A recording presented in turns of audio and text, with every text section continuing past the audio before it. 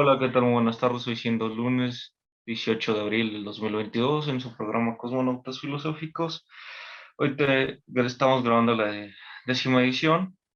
Tenemos a un gran invitado desde España, al maestro José Manuel Guirado Piñero, licenciatura en Lengua y Literatura Española por la Universidad de Murcia. También tiene maestría en Formación Profesional y Enseñanza de Idiomas por la Universidad Cardenal Herrera y es docente. Fue docente en lengua castellana y literatura. Bienvenido. Bien hallado, ¿Mande? bien hallado, bien hallado. Muy bien. Y el tema del cual vamos a hablar es el libro de Gustavo Bueno, del filósofo español Gustavo Bueno, La fe del ateo. Muy bien. En la primera pregunta, ¿qué es la fe natural y la fe religiosa? Bien, en primer lugar tendríamos que partir del término fe, ¿no? Es decir, la fe no sería un concepto unívoco, como se suele emplear, por ejemplo, en el título de este libro, que Gustavo Bueno toma sobre todo de una expresión de Xavier Zubiri, que era un filósofo español, sino que sería un concepto análogo, igual que ateo tampoco sería un concepto unívoco, sino análogo. ¿De acuerdo? Entonces, dentro de este campo, diríamos que la fe sería un conjunto de disposiciones personales subjetivas que contienen, digamos, un contenido de verdad, que es lo que se manifiesta como la creencia. Entonces, claro, dentro de esta fe tendríamos que diferenciar, como la pregunta que me has formulado, entre la fe natural y la fe religiosa. La fe natural se considera entre lo que serían personas humanas, ¿vale? Porque no todo tipo de personas serían humanas, porque también tendríamos otro tipo de personas que serían las personas divinas, que sería propio de la fe religiosa. Entonces, dentro de esta fe natural, eh, tendríamos lo que se ha señalado como buena fe, por ejemplo, en el derecho civil, lo que tiene que ver, por ejemplo, con cuando un notario recoge un testimonio, ¿vale? Entonces toma esa buena fe natural.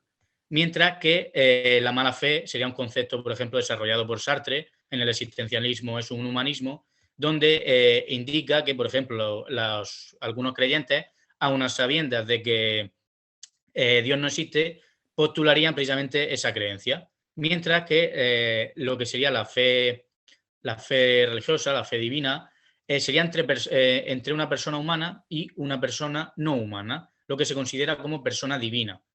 Entonces, claro, la fe sería siempre interpersonal entre el que manifiesta ese contenido de creencia y el que cree. Muy bien, ¿cuáles son las distintas fases de religión que tuvo el ser humano? Bien, pues tendríamos sobre todo tres grandes fases. Claro, esto no hay que entenderlo en el sentido de una evolución, que es un término sobre todo de Spencer, ¿no? Y de Darwin, aunque Darwin utilizó más bien el término transformación en su libro La evolución, el origen de las especies, sino que tendríamos tres especies sobre todo que serían como una especie de oblicuas, ¿vale? Es decir, en cierto modo como concatenadas y que se van desarrollando. ¿De acuerdo? Entonces tendríamos en primer lugar lo que serían las religiones primarias. Estas religiones primarias hay que situarlas en el final del Paleolítico superior, cuando esos grandes animales, esos mastodontes, mantienen una serie de relaciones con, no propiamente institucionales, pero sí preinstitucionales con los humanos. Y entonces estas, digamos, relaciones que se mantienen son en cierto modo tanto de temor, el temor que mantienen estos seres humanos por estos númenes, la presencia de los númenes, pero también con respeto y adoración. Entonces, claro, esto lo podemos ver sobre todo en aquellas cuevas, como pueden ser Altamira, que es una de las cuevas más famosas de España, donde encontramos estos restos. ¿Cuándo se da paso a lo que sería la religión secundaria? Bueno, cuando se domestican, cuando se domenian todos estos animales, pierden esa especie de luminosidad animal y entonces esa luminosidad animal, digamos que queda representada corpóreamente en la figura, sobre todo, por ejemplo, de los hombres. Es lo que conocemos como el paso de esa bóveda de, digamos, de las cavernas a la bóveda celeste, donde tendríamos pues todo el tema de representación de todos estos dioses, etcétera, ¿vale? De los dioses que se consideran politeístas o dioses ónticos. Los dioses ónticos son los dioses politeístas. Entonces, claro, dentro de estos dioses tendríamos tanto zoomórficos como antropomórficos. Por ejemplo, la vaca Apis, los dioses que vemos que Celso, en su discurso verdadero contra los cristianos, decía, aquí lo que se están adorando realmente son animales, no son dioses. Yo aquí veo una vaca, un toro, un águila, y lo vemos, por ejemplo, en la figura del faraón, donde esa representación corpórea iría acompañada de atributos que se considerarían propios de los animales. Aquí tendríamos, claro, esa religión secundaria, que incluiría también Afrodita, Zeus, Hades, etc. Y claro, estos dioses ónticos, estos dioses politeístas, la mayor crítica que se hace sobre todo por parte de los filósofos, como pueden ser, por ejemplo, desde Platón, Aristóteles, Epicuro, Anaximandro, etcétera, que hacen una crítica muy importante de estos dioses. Y damos paso a lo que sería ya la religión terciaria, que sería la religión que conocemos como la religión del libro, ¿no? Es decir, de los tres grandes libros, la Torá, el Corán o la Biblia dentro de los cristianos. Esta religión teológica hay que partir sobre todo de la idea, de Aristóteles, cuando en la metafísica va formulando una serie de atributos contenidos en esa idea de Dios, pero claro, era un Dios, digamos, que no ha creado el mundo, que no se compromete con él y que tiene ya demasiado con ocuparse de pensarse a sí mismo. Parece la figura del pensador de Rodin que está ahí pensando, es noesis, noesos, ¿no? Noeseos, y claro, es un Dios, digamos, que es un motor inmóvil, que es causa sui, que es espíritu puro, es decir, una serie de contenidos, atributos que luego los encontraremos en el resto de los dioses, digamos, de las religiones terciarias. ¿Cómo se transmuta cómo pasa este pensamiento de Aristóteles a las religiones? En primer lugar, con pues toda la escolástica, ¿no? La escolástica que fue muy importante, también antes San Agustín, Santo Tomás de Aquino en el cristianismo, mientras que Aristóteles llega al mundo islámico por la figura de Averroes, sobre todo también, Avicena o Avicebrón, y al mundo judío con Filón de Alejandría, que digamos que es el que encarna esa idea, ¿vale? También de Aristóteles en el mundo judío. Entonces tendremos estas tres fases: religiones primarias, secundarias y terciarias o de libro. En la actualidad tenemos a naciones políticas como la India que no han pasado esa fase Sí. por la cuestión por las cuestiones históricas del desarrollo tanto del Imperio Británico establecido en aquellos lares. Sí, claro, tendremos también, por ejemplo, en China, ¿no? Con el tema del budismo, también el sintoísmo en Japón, es decir, que hay algunas naciones, digamos, que no han pasado por ese proceso que desarrollaron el resto de las tres grandes religiones que tendrían pretensión de unicidad. Por ejemplo, claro, en el hinduismo, pues Vishnu, todos estos dioses que aparecen son politeístas. Entonces, entroncaría también con esos dioses ónticos que, en cierto modo, se han quedado en una fase de religión más bien secundaria. O, por ejemplo, también hay dioses sin religión, hay religión, perdón, sin dioses. Los jainitas, por ejemplo, concebían que el universo, el mundo, estaba constituido de materia y alma únicamente. Y claro, esta materia y alma eran eternos, con lo cual no había creación posible de ningún dios, porque ya pertenecían al plano de la eternidad. O incluso en el budismo, pues sí está Siddhartha Gautama, que conocemos como, en cierto modo, como Buda, ¿no? Pero son, digamos, religiones que no tienen un dios como tal. ¿Cuál es la idea metafísica de Dios? Bueno, aquí, dentro de lo que diríamos, habría argumentos ontológicos y argumentos preambulares, ¿no? Claro, ¿qué pasa con la idea de Dios? La idea de Dios es un flatus voci, es una paraidea, una pseudoidea, porque los contenidos, digamos, que conforman dicha idea, muchas veces se contradicen entre sí. Y claro, aquí, que esto ya lo vio la escolástica, el propio Santo Tomás de Aquino, ¿no? En aquellas, las 5 vías, claro, digamos que hay una serie de contradicciones internas que hacen que sea una pseudoidea, una paraidea. Por ejemplo, dentro de los argumentos a nivel preambular, lo que serían la omnipotencia, la omnipresencia o la, o la omnisciencia. Claro, por ejemplo, veamos, por ejemplo, el argumento de la omnipotencia. Dios lo puede todo, ¿no? Es decir, Dios es capaz de hacer todo. Bien, ¿sería capaz, por ejemplo, de hacer un decaedro regular cuando precisamente sabemos que por las leyes físicas es imposible que un decaedro sea regular? O, por ejemplo, un círculo cuadrado. ¿O podría, por ejemplo, fabricar un motor inmóvil cuando precisamente esto contradice el segundo principio de la termodinámica? Claro, aquí hay una contradicción clara.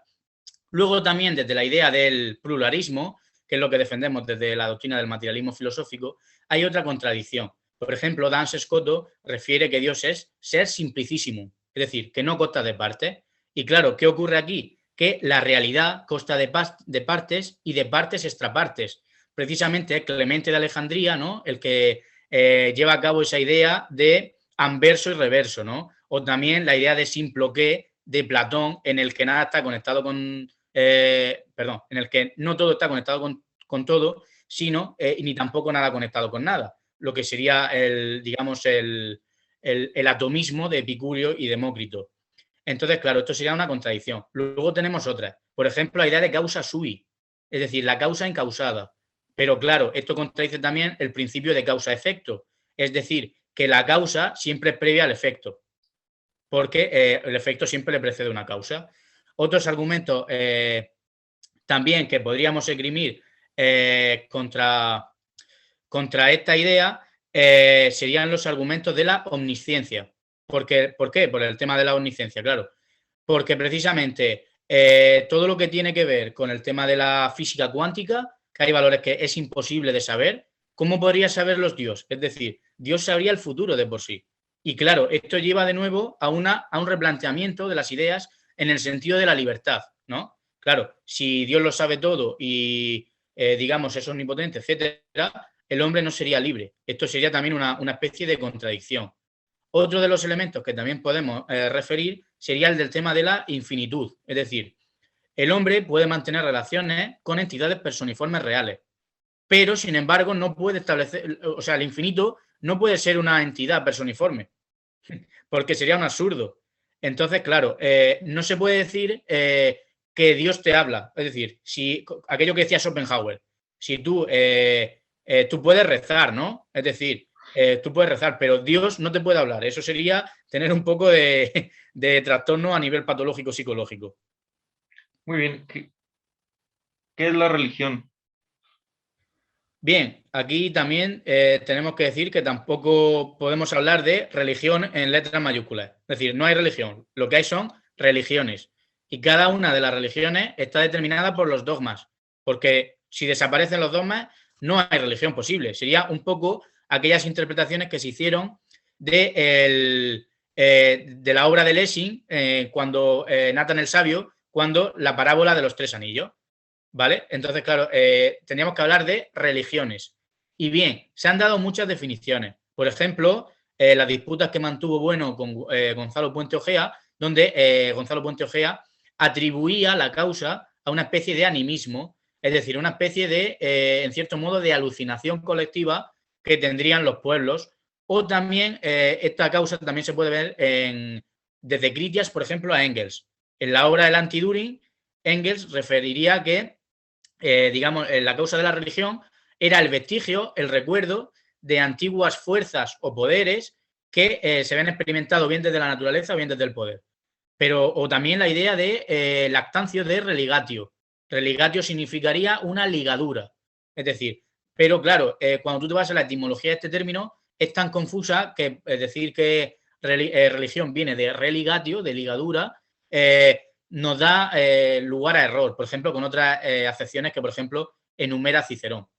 Bien, pero desde el materialismo filosófico postularíamos que la religión sería una especie de conjunto de prácticas institucionales que los hombres mantienen con entidades personiformes reales, pero que no son personas. Es decir, mantienen con entidades personiformes reales, pero que no son personas. Y dentro de una sociedad política determinada. Es decir, son esas instituciones que son ilemórficas en el sentido aristotélico, que constan de materia y de forma. Esta me parece la definición más ajustada a lo que sería un planteamiento racionalista en el sentido del racionalismo crítico. ¿Cuál es la diferencia entre ética y mal? ¿Entre cuál, perdón? ¿Que Entre se ha cortado? ética y mal. Entre la ética y el mal, ¿no? Ujú. Bien, la distinción entre la ética y moral la da también Cicerón, ¿no? La ética, digamos, que aboga por la preservación de los sujetos corpóreos operatorios. Es decir, la ética tiene como objetivo la fortaleza del sujeto, la preservación de los sujetos. Esa preservación de los sujetos, ¿no? Y claro, dentro de esta tendríamos dos como características que da Spinoza, precisamente, que serían, en primer lugar, la firmeza, que sería para con uno mismo, y en segundo lugar, lo que sería la generosidad para con el resto. Claro, por ejemplo, la ética entraría en contradicción en una guerra, porque en una guerra tú tienes que matar al otro y por tanto la preservación de los sujetos corpóreos operatorios entrarían en contradicción, porque está acabando con precisamente con la corporeidad del otro sujeto, ¿no? Y bien, el mal, pues claro, esto está muy entroncado con el tema de la libertad. Dentro de la escolástica, por ejemplo, la libertad consistía en elegir el bien del mal. Es decir, en cierto modo, la obra que plantea Calderón de la Barca, La vida es sueño, plantea esa decisión del libre arbitrio. Es decir, Dios nos ha creado, pero nosotros somos los que nos condenamos o bien los que nos salvamos por nuestras obras. Que esto estaría dentro del propio catolicismo. El protestantismo no, porque el protestantismo de Lutero iría al sola fides. Es decir, la fe sería realmente la que salva al sujeto, que sería en cierto modo la idea esa del Don Juan, de Don Juan Tenorio, etcétera.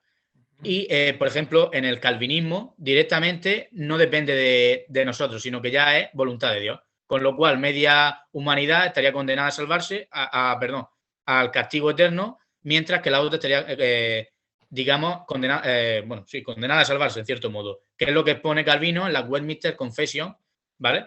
Y bien, el término este del mal también sería otra contradicción dentro de lo que sería todos esos argumentos que he expuesto antes. Porque, claro, si Dios es omnipotente, ¿cómo puede ser que se haya producido el mal? ¿No? Y, claro, aquí el origen del mal estaría en esa guerra que mantienen los ángeles, ¿no? Cuando precisamente encontramos la figura de ese ángel caído, ¿no? Y claro, aquí es cuando aparece el término mal, que sería como una contraposición a la figura de Dios. Dios frente a lo satánico que sería Satanás. Es decir, Ujú. los límites de lo, digamos, divino, de lo divino, sería Dios, mientras que su figura contrapuesta sería Satanás. Y de ahí, claro, entroncaría todo el futuro del mal del mundo, que en otras religiones se ha explicado de otras maneras. Por ejemplo, en Grecia, con la tinaja de Pandora, porque realmente no era una caja, donde se liberaban pues, todos los males, etcétera, como castigo también divino.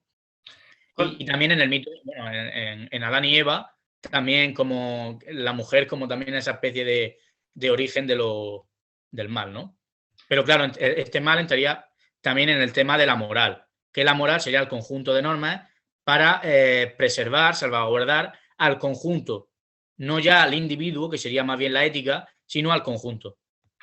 Es decir, la moral, desde un punto de vista materialista, tendría mayor racionalidad, desde mi punto de vista, que la ética, por las contradicciones que ya he afirmado.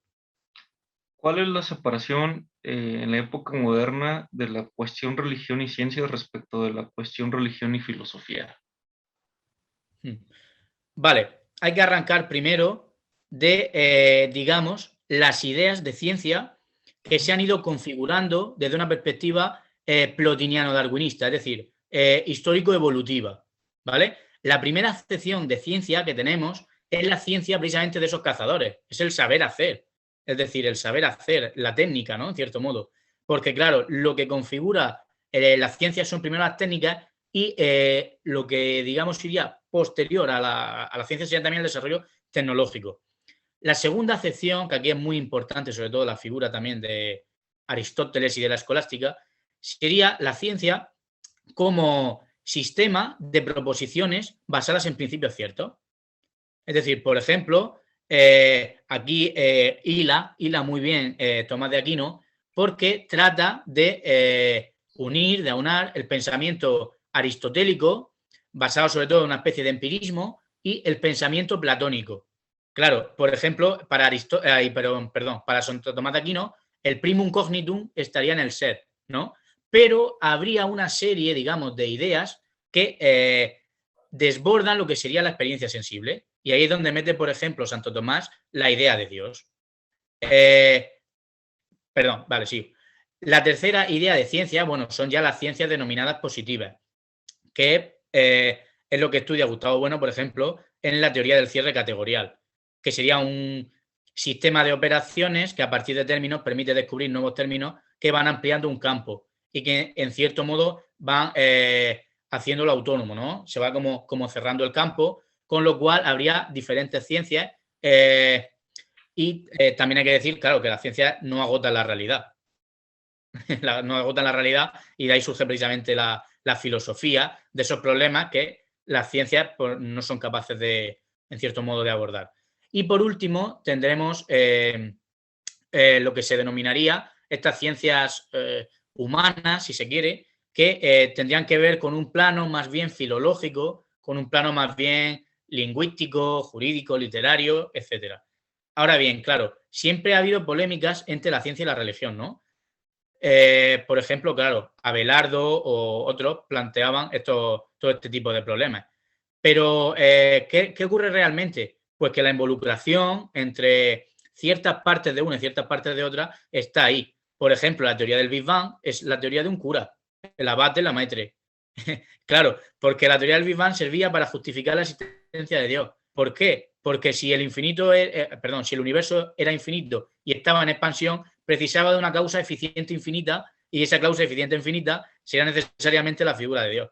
Entonces, o por ejemplo también los desarrollos de Copérnico, que también estaba relacionado con la Iglesia, que era cura, Santo Tomás de Aquino, muy importante, la ciencia media, que luego también influirá posteriormente en ese desarrollo de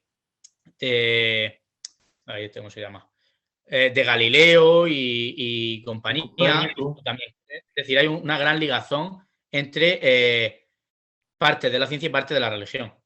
Aunque, claro, por ejemplo, Suárez y compañía ya, en cierto modo, desligan también la parte teológica de la parte, en cierto modo, filosófica también, ¿no? Claro, se consideraba que la teología era la ciencia de las letras divinas. Y esto hacen una crítica Luis Vives o Cristóbal de Vilalón a esta concepción que luego, por ejemplo, encontraremos también en Ceferino González.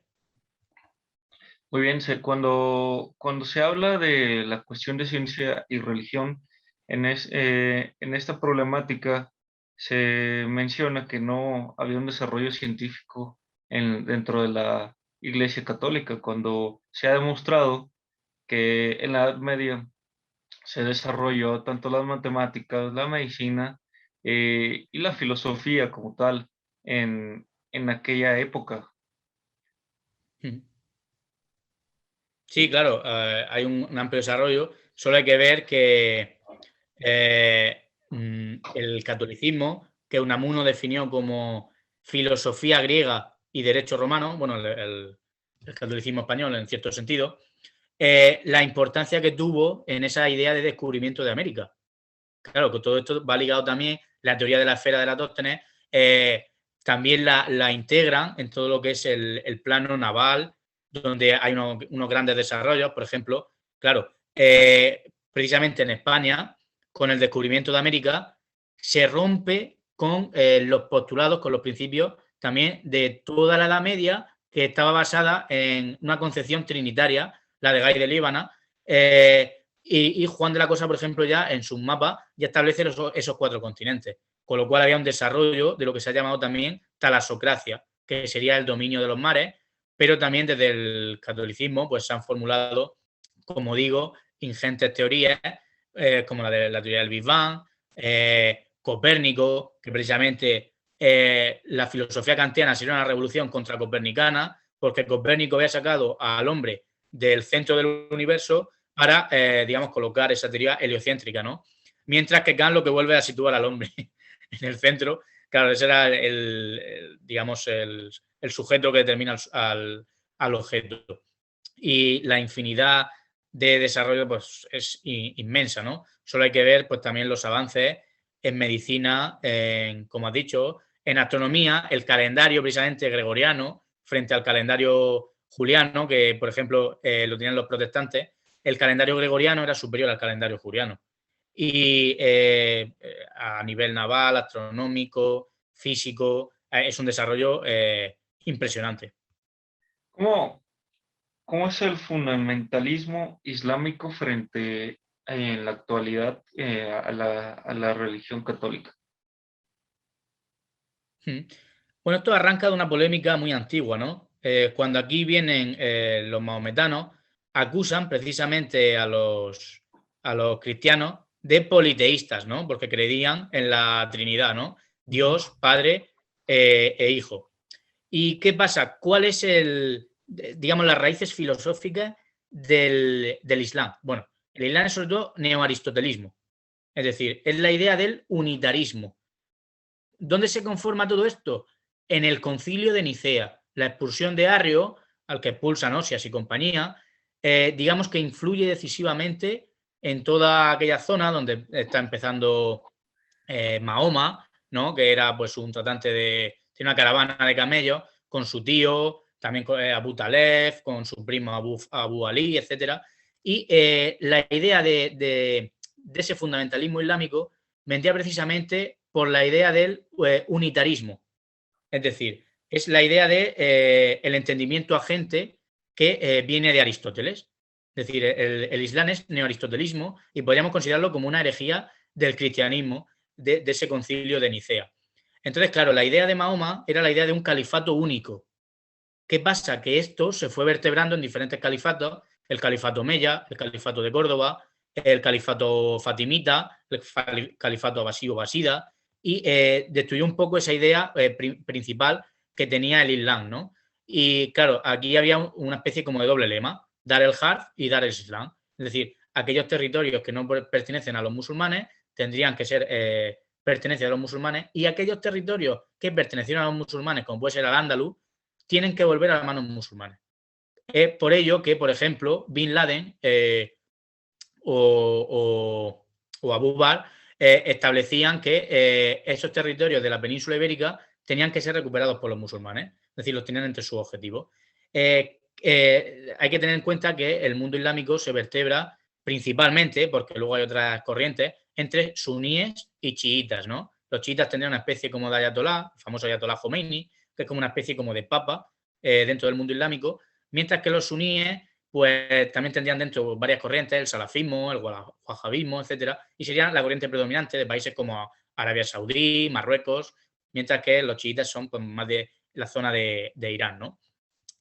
Y claro, estas corrientes del Estado Islámico, aquel 2014, si mal no recuerdo, Abu al-Baghdadi, ¿no? Era el jefe del Estado Islámico, se basan precisamente en una lectura literal del Islam. Pero claro, esta lectura literal es lógica desde el postulado del Islam. ¿Por qué? Porque digamos que el Corán es la palabra de Dios revelada al profeta Mahoma, al profeta Mohammed. Entonces, claro, no se puede interpretar la palabra de Dios porque eso sería una blasfemia. Es decir, era la palabra revelada de Alá a Mahoma y él la escribía, etcétera, ¿no? En el Corán. No como en la Biblia, que se escribió muchos años después de Jesucristo. Entonces, claro, aquí estaría el problema, que no hay interpretación posible en el Islam debido a que es la palabra revelada por Alá a Mahoma. Y ese Estado Islámico vendría a referir la idea de califato único de Mahoma y vendría a reclamar una interpretación literal del Corán. Muy bien, ¿cómo es el fundamentalismo religioso? Bien, en primer lugar, habría que diferenciar entre fundamentalismo e integrismo. Es decir, el fundamentalismo tendría, digamos, un pequeño resquicio de heterodoxia, ¿vale? Entre los términos ortodoxia y heterodoxia, mientras que el integrismo sería directamente asumir completamente el sistema. Esto también pues, fue una polémica entre comunismo ortodoxo y heterodoxo, etcétera. Pero, claro, y el fundamentalismo religioso consistiría precisamente en la defensa a ultranza de aquellos dogmas, como pueden ser, por ejemplo, el dogma del unitarismo dentro del mundo islámico, pero también pues, habría otros dogmas dentro de otras religiones que, claro, desde un punto de vista racionalista crítico, sería imposible de asumir. Todas aquellas contradicciones que ya he postulado dentro de lo que serían los dioses ontológicos, es decir, los dioses de la teología, el dios de la teología, perdón, que son inasumibles. Entonces, ese fundamentalismo iría en ese aspecto, ¿no? Fundamentalismo viene de fundamento. Entonces, claro, esos fundamentos que serían asimilados de manera crítica o de manera dogmática. Y este término de fundamentalismo pues, también surge en Estados Unidos en la época de 1900, la época de los años 20, donde también, Bueno, por ejemplo, establecerá luego su libro El fundamentalismo democrático, con Stewart y, bueno, pues otros críticos. ¿Cuál es la paradoja del fe del ateo, de la expresión de la fe del ateo? Bien, como he dicho, este rótulo, este sintagma, muy llamativo, ¿no? Que expresó sobre todo Zubiri, consistiría precisamente en la idea de univocismo. Es decir, se toma la fe o se toma el término ateo de manera unívoca. Cuando ya hemos dicho, por ejemplo, que había distinción entre una fe natural y una fe religiosa, y dentro del ateísmo habría una amalgama importante, porque, claro, habría que decir que el término ateo, digamos que es un término negativo o que refleja privación. Ateo significaría ausencia de Dios, ¿no? Entonces, claro, tendríamos que diferenciar, en primer lugar, entre un ateísmo politeísta y un ateísmo monoteísta. Por ejemplo, la crítica que hacen Atenágoras y compañía, porque claro, dicen los cristianos son los ateos que creen en un solo Dios. Es decir, ahí hay un claro ejemplo, ¿no? Y luego, por ejemplo, dentro de este